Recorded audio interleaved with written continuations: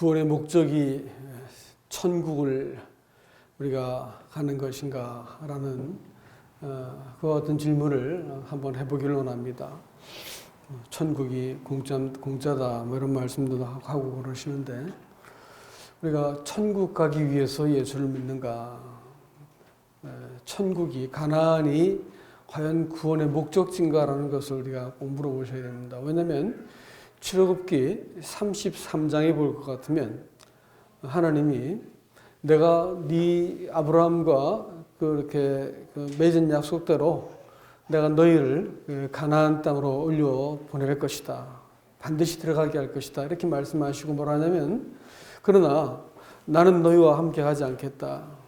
왜냐하면 내가 가는 길에 너희를 진멸시킬까 봐 내가 염려한다. 이렇게 말했습니다. 다시 말씀드리면 내가 너희를 견디지 못하겠다라는 것이죠. 천국은 소위 그들이 애굽에서 하나님의 심판을 면하고 하나님의 백성으로 이렇게 받아들여졌다 하더라도, 그리고 그들이 구원의 목적지라고 말하는 가나안, 소위 말하는 천국을 들어간다 할지라도 하나님이 너희를 견디지 못하겠다는 거예요. 그러면 그 모든 구원이 다 물거품이 되는 겁니다. 그렇기 때문에 모세가 목숨을 건 탄원을 하나님께 합니다. 같이 가지 않을 것 같으면 저를 차라리 그 생명책에서 지어주십시오라고 기도하지요. 자, 여러분, 우리가 말하는 구원,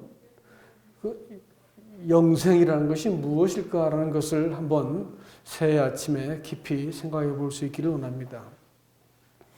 구원이라고 말하는 것은 우리가 우리 자신의 이 본성과 또 죄의 이끌림 안에서 우리는 하나님과 단절되어지고 정욕의 종노릇하고 마침내 우리의 양심과 사람의 인격의 깊은 곳에 사단이 사람을 하나님과 견주고 대적하는 존재로 만들어버리는 이 중력 앞에서 사람은 평생 허덕이고 고통스러워하고 모순 가운데 방황하고 공허한 인생을 살다가 멸망당하게 되는 것이 인생입니다. 그렇기 때문에 사람한테 필요한 것은 죄사함이고 천국이고 때마다 도우심이고 형통함과 이게 다 좋은 것이지만 가장 딱 한 가지를 놓고 얘기할 것 같으면 하나님과 화해하는 겁니다. 하나님과 화목하는 거예요. 하나님과 천지를 창조하시고 말씀으로 사람을 지어내신 하나님의 법, 하나님의 마음과 사람이 더 이상 충돌을 일으키지 않고 하나님을 따르고 순종하고 그분을 사랑하게 되어지는 것, 이것이 우리를 구원하신 하나님의 목적인 것을 꼭 기억하셔야 됩니다. 어떤 확신을 갖고 어떤 경험을 하고 어떤 관록을 갖고 있다 할지라도 세월이 지났는데 여전히 하나님하고 내 마음이 뜨악하고 이렇게 좀 거리가 있다고 할 것 같으면 여러분, 그건 정말로 회개하고 돌이켜야 된다는 것을 기억하시기 바랍니다. 십자가에 죽으신 예수님하고 부활하셔서 살아나신 예수님하고 그 사이에 사람이 예수 그리스도 하나님을 알아가는 이것은 약간의 갭이 있는 것 같습니다. 부활하시기 전에 예수님에 대해서는 사람들이 알고 친하고 또 익숙하다고 생각이 들어지는데, 부활한 예수님에 대해서는 이게 익숙하지 않은 것입니다. 베드로로 가는 사람도 부활하신 예수님을 어찌할 줄을 몰랐습니다. 부활하시는 예수님과 관계 맺는 것이 익숙하지 않았다는 것이지요. 신앙생활도 나를 위해서 죽으신 예수님을 알고 감사합니다. 이제 됐네요. 그러면서 내가 살아가는 사람하고 부활하신 예수님하고 내가 생생하게 그분과의 관계 속에서 인생을 살아가는 것하고는 좀 다른 것 같다라는 생각이 자꾸 들어집니다. 그래서 우리는 이 부활하신 예수님과 어떤 관계를 맺어야 되는지에 대해서 올해도 변함없이 이 새해가 시작되었습니다. 근데 이 새해를 살면서 올해는 소회라고 하는데 그야말로 소걸음으로 한 발자국 한 발자국씩 부활하신 예수 그리스도를 알고 그분과 동행하는 삶을 우리가 살지 않는다고 할 것 같으면 지금까지 알고 있는 모든 것, 내가 확신한 것, 그 모든 것을 다 가지고도 우리는 나중에 어두운 아주 슬픈 미래를 맞아야 될지도 모를 것입니다. 그래서 오늘 이 요한복음 21장을 통해서 부활하신 예수님에 대해서 조금 교제를 할까 하는 것입니다. 다 같이 요한복음 21장 말씀을 보겠습니다. 여러분이 아주 잘 아는 말씀인데 베드로가 예수님의 부활을 보았습니다. 부활을 보고 또 그 예수님이 여러 번 나타나셔가지고 그 손과 발을 보여주시고 당신이 살아나셨음을 또 베드로에게 자신을 보이시는 일들을 하셨어요. 그럼에도 불구하고 베드로는 이렇게 예수님을 떠나서 내가 물고기 잡으러 가겠다라고 하면서 예수님을 떠나서 디베랴 바닷가에서 물고기를 잡습니다. 그때 이제 밤새도록 고기를 잡았지만 아무것도 잡지 못하자 예수님께서 물고기가 잡은 것이 좀 있느냐 이렇게 물으니까 없다고 말했습니다. 그랬더니 배 오른편에다가 그물을 던져라 이렇게 말씀을 하셨어요. 그랬더니 그 말씀에 따라서 그물을 내리고 153마리에 3마리의 물고기를 잡습니다. 근데 그걸 보고 그분이 예수님인 것을 이렇게 알아보고 아주 어색한 자리였죠. 예수님께서는 그 잡은 물고기를 가지고 조반을 이렇게 준비해 놓으시고 숯불에 핀 떡과 고기를 준비하고 그들을 이렇게 맞았습니다. 그때 그 어색한 자리에서 예수님께서 제자 특별히 베드로에게 뭐라고 말씀하시냐면 내가 나를 사랑하느냐라고 물어보셨습니다. 그리고 베드로가 아주 궁색한 대답을 하죠. 내가 주님을 사랑하는 줄 주님께서 아십니다. 라고 대답을 하니까 예수님께서 내 양을 먹이라 라는 그 말씀하시고 이렇게 승천하시는 것을 보게 됩니다. 다시 말하면 이 땅에서 주님이 구속의 사역을 완성하시고 꼭 확인하시고 가야 될 일이 두 가지가 있었던 것이죠. 주님의 관심이 두 가지였습니다. 하나는 뭐냐면 네가 나를 사랑하는가라는 것입니다. 하나님이 구속한 그 사람이 하나님을 사랑하는가라는 것을 꼭 확인을 해보셔야 됐습니다. 왜냐하면 구원을 공짜로 받아버리면 하나님을 사랑하지 않게 되어야 돼요. 사랑하지 않고도 자기가 구원받았다는 확신을 가지고 그것을 무슨 마치 입장 티켓같이 천국 티켓같이 흔들어대고 이렇게 살 수 있기 때문에 그렇습니다. 그러나 주님을 사랑하는 그것은 하나님과 관계가 시작되었다는 말이기 때문에 굉장히 중요한 얘기가 될 것입니다. 여러분, 정말로 이 영생의 관계에 가장 밑바닥에 있는 것, 뿌리가 되는 것이 뭐냐면 하나님을 사랑하는가라는 그 문제가 될 것입니다. 어떤 내가 의무를 다하고 봉사를 하고 그다음에 내가 이 율법을 다 지켜서 흠이 없는 사람인다 하더라도 내가 하나님을 사랑하지 않는다고 할 것 같으면 그것은 아무것도 아닌 것이다 라고 말하는 것이지요. 언제 우리가 주님을 사랑하게 되느냐? 대체로 우리가 깨어진 자리에서 이런 일이 저 경우는 많이 일어났습니다. 사실 며칠 전에 이 베드로는 아주 독한 말로 예수님을 저주하고 3번이나 이렇게 부인해 버렸습니다. 그랬더니 예수님께서 다시 숯불을 피우고 그 자리를 무대를 재현하시고 베드로에게 네가 나를 사랑하는가를 꼭 3번 다시 물어보시는 것이죠. 왜 그랬을까요? 관계의 회복 때문에 그렇습니다. 우리를 만회할 수 있는 자리를 만들어 놓으세요. 그리스도인들의 자백이 그래서 중요합니다. 대충 우리가 용서받은 사실, 사법적인 용서를 가지고 퉁치고 지나가지 말라는 거예요. 죄는 반드시 사람의 의지를 동원해서 짓는 것이기 때문에 내가 함부로 사용해버린 내 삶의 자유, 방종한 것을 또 하나님에 대해서 내가 그릇 행한 것에 대해서 반드시 그것을 되짚고 넘어가라는 겁니다. 이것은 관계적인 문제입니다. 사법적 용서를 가지고 관계적 용서를 대신하는 것은 사실은 무도한 일이라는 것이에요. 주님께서는 잃어버린 세 번의 기회를 다시 한번 자리를 만드셔가지고 그가 하나님과의 관계를 수습할 수 있는 기회를 만들어 놓으신 것입니다. 그리고 나서 내가 나를 사랑하는가? 라고 물었습니다. 저는 베드로의 인생 가운데서 가장 큰 위기가 아닌가 생각이 됩니다. 변명할 말도 없고 면목도 없고 다 예수님의 하나님이신 거 다 보고 나서 도망가 버렸거든요. 근데 그 자리까지 찾아오셔가지고 대면을 하시는 예수님 앞에서 어쩔 바를 몰랐습니다. 우리 인생도 이런 위기를 이렇게 딱 만나게 될 것 같으면 사람이 여러분 위기, 크라이시스라고 하는 그것은 그 헬란 말에 어떤 뜻을 갖고 있냐면 심판하다라는 뜻이 있습니다.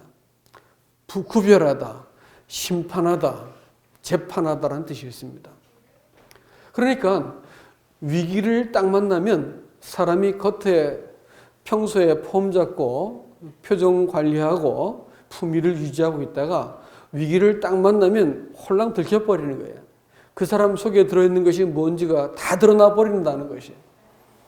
이것은 심판대 앞에서도 마찬가지가 될 것입니다. 우리가 그동안 가리고 있던 것이 다 들켜버리는 것이 심판의 자리인데 하나님은 이 심판의 자리를 우리의 삶의 어떤 과정 속에서 문득문득 우리에게 위기를 주세요. 그때 뭐가 드러난다고요? 내 속내가 들킨다는 거예요. 근데 다 들켜버리고 아무것도 가릴 것 없고 변명할 말도 없는 그 자리에서 예수님께서 딴 거 물어본 게 이 나쁜 놈 이렇게 말씀하지 않았어요. 그것밖에 못하겠니? 이렇게도 하지 않았습니다. 사람이 뭐라고 변명할 것을 기대하지도 않았습니다. 딴 거 다 물어보시고 내가 나를 사랑하느냐 이렇게 물어보셨습니다. 그랬더니 베드로가 뭐라고 변명을 하겠어요? 뭐라고 할 말이 뭐가 있겠어요? 그러니까 내가 주를 사랑한 줄을 주께서 아십니다. 이렇게 대답을 하세요. 그건 말이죠. 그거는 그야말로 내가 다 버리고 주를 따랐나이다. 뭐 이러고 이제 주님을 뒤따라오고 다 했지만 다시 옛날에 버렸던 거 다시 붙들고 어부일하고 있는 자기 모습을 바라보았습니다. 근데 만일 그 물고기 잡는 것이 이 사람의 목적이었으면 물고기 그렇게 많이 잡으면 무지하게 좋아해야 될 거 아니에요. 근데 물고기 잡았는데 너무 부끄러워가지고 이 물고기는 평겨쳐두고 예수님께 찾아옵니다. 예수님을 이렇게 겉옷을 걸치고 뛰어나와가지고 예수님께 다가서지요. 목적이 그게 아니었다는 거예요. 이게 다 이것도 해보고 저것도 해보고 내가 좀 부인도 해보고 내가 좀 이렇게 면목도 없으니까 내가 이제 좀 이렇게 도망가고 싶었었는데 어디를 가도 무엇을 해봐도 마음이 채워지지 않는 거야. 예수 그리스도의 사랑에 한번 사로잡히고 나면 그것 외에는 어떤 것으로도 사람을 채울 수가 없게 돼 있어요. 그러니까 아무 면목도 없고 변명할 말도 없는 그 자리에서 한다는 말이 뭐냐면 내가 주를 사랑하는지를 주께서 아십니다. 라는 말로 대답을 대신한 것입니다. 여러분, 이 주님은 성도들의 마음 속에서 우리가 만나는 위기 속에서 꼭 확인하고자 하시는 게 뭐냐면 네가 나를 사랑하는가 확인해 보셔야 됩니다. 그렇게 하지 않으면 우리가 주를 사랑하지 않으면 나는 하나님 앞에 한 번도 정직한 적이 없는 사람입니다. 그를 대면하지 않고 구원의 원리를 갖고 구원받았다고 속고 있는 사람입니다. 우리는 주님을 사랑할 수밖에 없는 사람이라는 것을 기억하셔야 됩니다. 이 주님이 갖고 있는 두 번째 관심이 뭐냐면 내 양을 먹이라라는 것이었습니다. 여러분, 구원받고 나면 주님이 성령을 보내셨으니까 알아서 다 키우시겠지 이렇게 하는데 성경은 그렇게 말씀하고 있지 않습니다. 내 양을 먹이라라고 말씀한 것을 보아서는 새로 거듭난 사람들은 하나님의 도우심이 성도의 보살핌이 필요하다는 것입니다. 앞선 양은 뒤에 있는 양들을 돌아보고 살펴야 될 책임이 있다는 것을 우리에게 보여주고 있습니다. 여러분, 동물은 생존만 하면 되는 존재예요. 그렇기 때문에 그 태어나면 그냥 대충 비쩍비쩍 일어나가지고 걸어다니고 알아서 찾아가서 이렇게 젖을 먹고 꼴을 찾아 먹습니다. 이게 이제 짐승들이 하는 짓이에요. 생존만 하면 되기 때문에 그렇게 사랑이 필요하지 않습니다. 그러나 사람은 한 20년 동안은 그야말로 부모가 자기를 녹여내는 헌신을 하지 않으면 자식을 키울 수가 없어요. 응?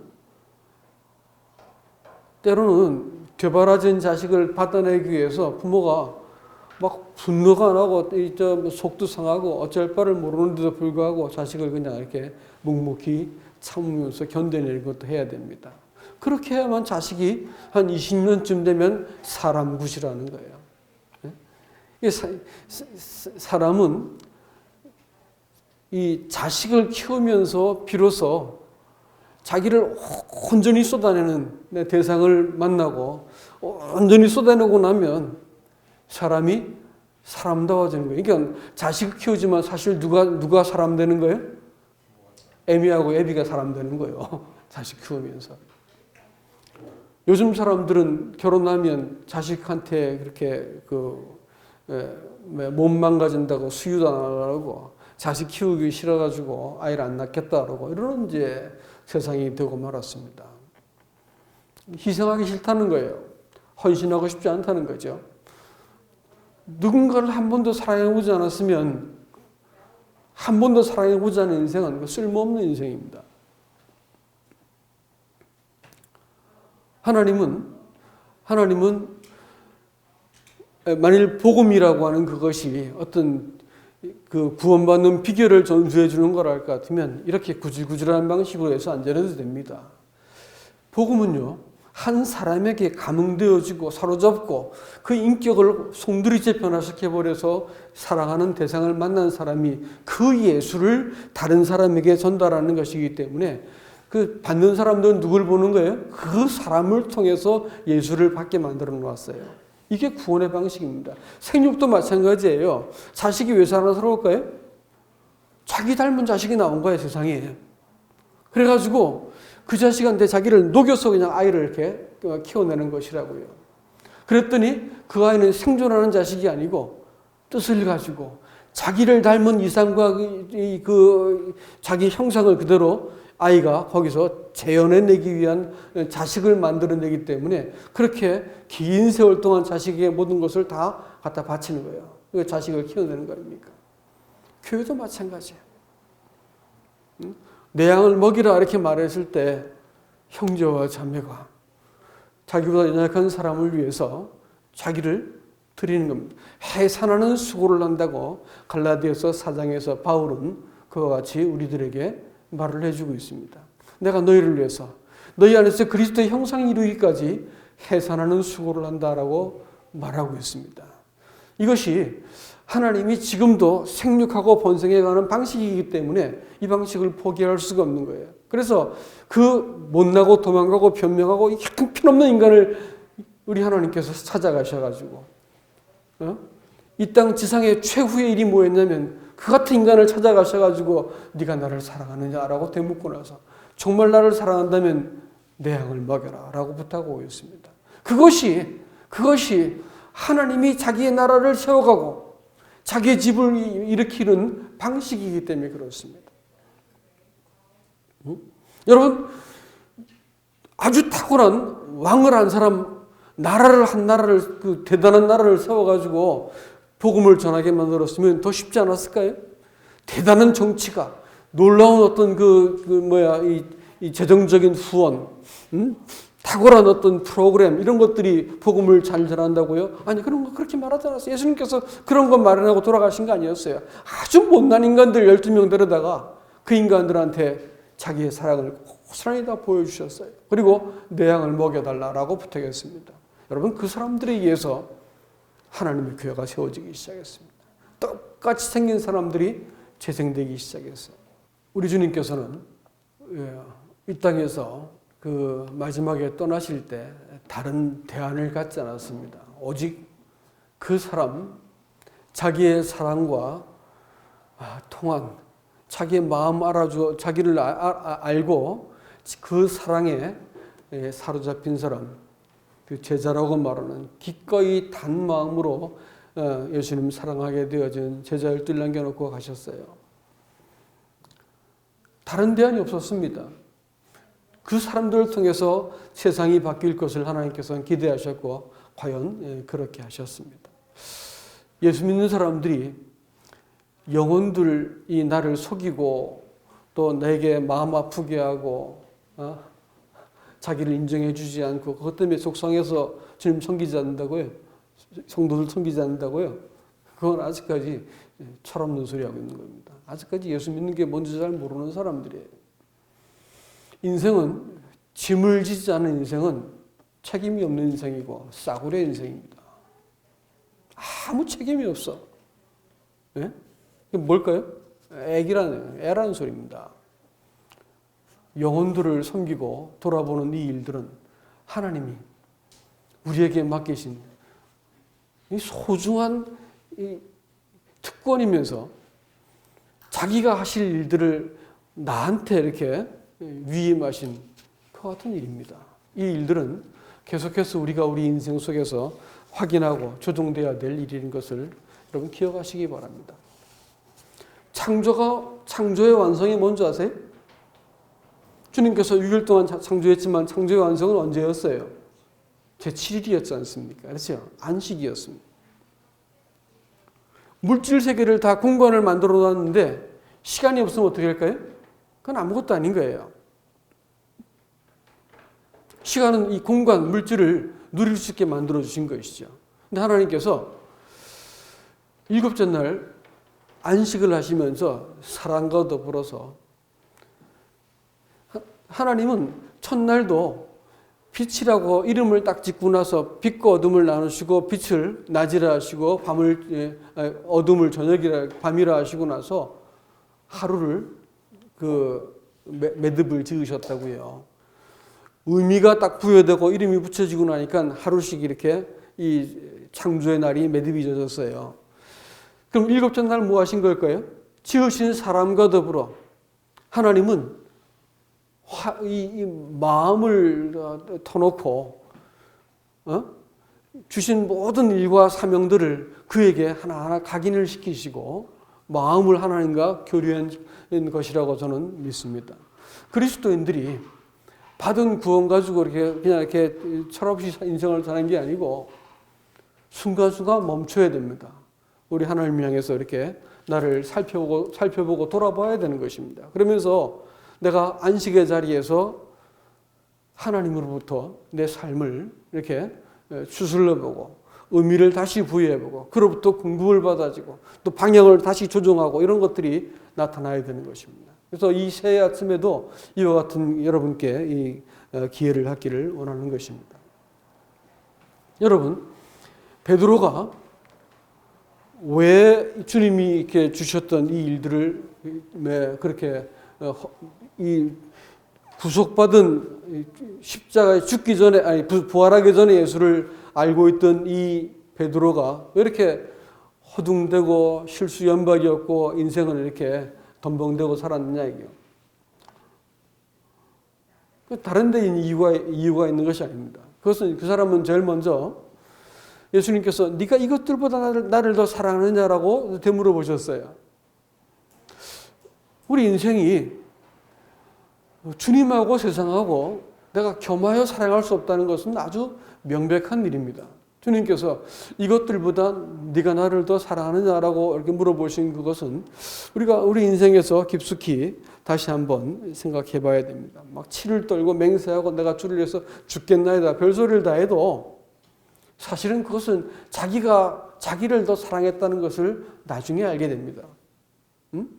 자기를 사랑했기 때문에 요한이 앞선 거 보고 막 못 견뎌서 했고, 어떻게 그놈들이 말이지 형제간에서 작당을 해가지고 엄마까지 동원해가지고 하나는 우편 하나는 좌편 이럴 수가 있어 말이야. 막 흥분을 아마 제일 많이 했던 것이 베드로일 것 같아. 예? 결국은 주님 따르고 섬긴 것이 누구 때문이라고요? 자기 때문이었어요. 자기를 더 사랑한 것이었어요. 주님은 이 모든 것들보다, 이 사람들보다 내가 나를 더 사랑하느냐 이렇게 물어보셨지만 사실은 자기 사랑 때문에 그렇게 인생을 살았던 이 베드로에게 예수님께서 그것을 되물어 보신 것을 알 수가 있습니다. 두 번째로, 네가 젊을 때는 띠뛰고 돌아다니겠지만 나이가 먹어서는 사람들이 너를 데려다가 네가 원하는 인생을 살도록 하지 못할 거야 이렇게 얘기합니다. 젊을 때 인생은 뭐냐면, 젊다고 말하는 것은 어리다는 말입니다. 그건 뭐냐면 인생을 자기 경영을 하는 거예요. 내가 이렇게 하면 성공할 수 있고, 이렇게 하면 잘할 수 있고, 이렇게 하면 재밌고, 인생을 내가 또 근사하게 살 수 있고, 내가 원하는 삶을 살아낼 수 살 수 있을 거야 라고 생각하는 자기 경영이 사람들 마음속에 있습니다, 여러분. 네? 사람들한테 가장 큰 착각이 뭔지 아세요? 범죄하기 전에 사람의 마음속에 이렇게 하면 내가 하나님과 같이 될 거야 라고 하는 마음속에 자기 자신에 대해서 믿고 있는, 자기의 판단과 이성을 더 신뢰하는 이런 본성이 마음속에 있는 것입니다. 이 구원받고 이 버릇이 없어질까요? 이거 없어지지 않아요. 이건 정말로 긴 세월 동안 내가 코를 깨뜨려야만 됩니다. 이렇게 하는 것이 하나님 기뻐하실 거야. 이렇게 하는 것이 내 인생이 재밌고 부자가 되고 기왕이면 더 나은 인생을 살 수 있을 거야. 여러분 속지 않길 바랍니다. 그렇지 않습니다. 사람은 그릇이에요. 무엇을 담는가에 따라서 사람이 바뀌는 거라고요. 예? 그걸 잘 모를 때는 자기 안에서 무슨 선이 나온다고 인생을 이렇게 발버둥치고 노력하고 죄를 안 지으려고 막 애를 쓰고 하는데 그래 봐야 소용없습니다. 결국은 뭐예요 이건? 오호라 나는 공부한 자로다 꼬꾸라지는 수밖에 없어. 인생은 어떤 소스에서 어떤 원천으로부터 내가 받아내는 거에 따라서 인생은 달라지는 거예요. 하나님께 생사화복 모든 좋은 것이 아버지께로부터 온다는 것을 알게 되면 그리스도의 삶은 어떻게 바뀔까요? 그분을 간절히 구하는 것입니다. 구하지 않는 이유가 뭘까요? 복음을 잘못 들어서 그런 거예요. 완료형 구원을 받으셨단 말이에요. 할 것이 없어 막 예수 믿고 났더니 나중에 이러다 천당 가면 된다. 탱자 인생을 살아버리는 거예요. 여러분 그건 성경에서 말하는 구원이 아닙니다. 주님을 사랑하면서 그 뜻을 따르면서 인생을 살도록 하나님께서 우리를 지으셨고 내 안에서 하나님의 형상이 나타날 수 아들의 형상이 나타날 때까지 우리를 인도해 가시는 것이 하나님의 목적이에요. 그렇다면 우리는 매 순간 그분을 구해야 됩니다. 기도하지 않는 인생이 이상한 인생이에요. 왜 기도하지 않을까요? 자기 경영이 만만하다는 거예요. 해볼 만하다는 거예요. 기도하지 않는 거죠. 그렇죠? 기도하셔야 됩니다. 우리가. 무시로 기도하셔야 됩니다. 우리 자식들, 내가 남은 인생을 가지고 주를 어떻게 섬겨야 될지에 대해서, 내가 어떤 이 교회나 집을 내 일을 바라보고 됐을 때 하나님의 도우심이 어떻게 나타날지 기도의 언어가 하늘로부터 오는 거 아세요? 내가 만들어낸 게 아니라고요. 기도의 언어는. 여러분 기억하시기 바랍니다. 기도의 언어를 내가 만드는 게 아니에요. 하나님이 내 기도를 쭉 하다 보면요. 하나님께서 딱 정돈된 언어를 딱 주세요. 아십니까? 기도의 제목이 만들어진다니까 내 안에서. 평생 가도 그런 기도의 제목이 없으면 어떻게 할까요? 되는 대로 살았다는 소리예요. 인생을. 인생 되는 대로 살았다는 거예요. 몸된 교회를 위해서, 그의 나라를 위해서 부르신 내 인생을 통해서 하나님께서 어떻게 일할 수 있는지를 여러분 기도하셔야 됩니다. 더 이상 자기의 경영, 젊어서 띠뛰고 철딱선이 없이 돌아다니는 건지 그만 멈추고 이 새해에는 주님의 뜻을 따라서 당신이 무엇을 원하십니까? 하고 내가 물으면서 내게 주어진 이 상황과 환경 속에서 주의 영광과 뜻을 딱 발견하고 내가 섬기는 것입니다. 아주 끔찍하고 지겹도록 따라붙는 또 한 가지 죄가 있죠. 비교식입니다. 주여, 이 사람은 어떻게 되겠었나이까? 늘 아마 이 열등감 느꼈을 겁니다. 덜렁덜렁하고 실수만 한 사람이 요한을 보니까 이 사람은 차분하게 예수님 품에 이렇게 늘 머물고 그러니까 이 비교식을 느꼈습니다. 그래가지고 그 엄숙하고 진지하고 그야말로 이렇게 침도 삼키기에 이렇게 숙연한 자리에서 아주 방정맞은 질문을 또 하죠. 주여, 저 사람은 어떻게 되겠습니까? 이렇게 해가지고 요한을 물어봐요. 예수님께서 듣다가 답답해서 내가 그 사람 걔를 올 때까지 내버려둔다는데 그게 너랑 뭔 상관이냐? 너는 나를 따르라. 이렇게. 비교하지 말아라. 넌 나를 따르라. 이렇게. 사람들은 본성적으로 혼자입니다. 범죄한 인생은 하나님과도 분리되어 있고 사실은 혼자예요. 살아남아야죠. 어떻게 해야 돼요? 남을 지배해야 되고 눌러야 되는 겁니다. 앞서야 되는 거예요. 더 많이 소유하고 더 많이 배우고 더 강해지고 해가지고 늘 앞서고 내가 인정받고 내가 튀어나가고 내가 이렇게 내 얼굴을 디밀어야 되는 것이 인생이에요. 그러니까 그 한 몸으로 불리는 형제가 내 경쟁 상대가 된 거예요. 이 사람은 어떻게 할까? 어떻게 되겠습니까? 하고 따져 묻고 있는 거예요. 예수님께서 그게 너랑 도대체 무슨 상관이냐? 이렇게 물었습니다. 너는 나를 따르라. 딴 사람 비교하지 마세요. 내게 쌓아놓은 복만 갖고도 충분합니다. 내가 주신 분량만큼 은사만큼 허락하신 만큼 내가 주님을 섬기는 거예요. 보상은요. 여러분 상상도 할 수 없을 만큼 풍성한 것으로 각자에게 주어져 있습니다. 우리 옆에 있는 사람이 한 몸으로 불러졌다는 것을 기억하고 이분들이 내가 버티고 내가 기대해야 될 사람이라는 거, 누군가에 내가 아래서 받쳐주었기 때문에 내가 서 있는 거고 나는 또 누군가를 받쳐서 세워줘야 되는 것이고 누군가에 기대해야 될 사람인 것이지 경쟁자가 아니라는 거예요. 몸된 교회는 이와 같은 이 일들에서 생각의 진보가 있어야 됩니다. 이 새해에 여러분께 꼭 부탁드립니다. 여러분 주님을 더 사랑하는 새해가 될 수 있기를 바라고요. 이 천박한 비교의식, 자기경영, 자기사랑 여기서 벗어나서 주님 더 사랑하는 새해가 될 수 있기를 주님의 이름으로 축복합니다. 이상입니다.